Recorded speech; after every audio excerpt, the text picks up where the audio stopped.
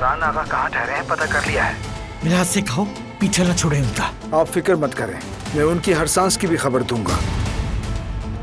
जरा देखो इसे, तुमने कहा था फेंक दो, लेकिन मुझे यकीन था कि मैं एक न एक दिन इसे तुम्हारी उंगली में जरूर पहनाऊंगा।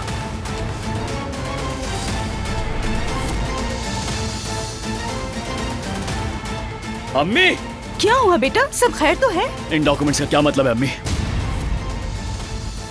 यकीन नहीं आ रहा सब कुछ कितनी आसानी से हो गया।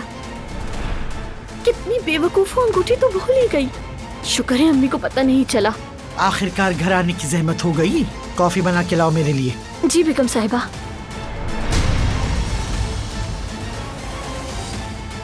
किसी भी बच्चे का डीएनए मुझसे नहीं मिलता।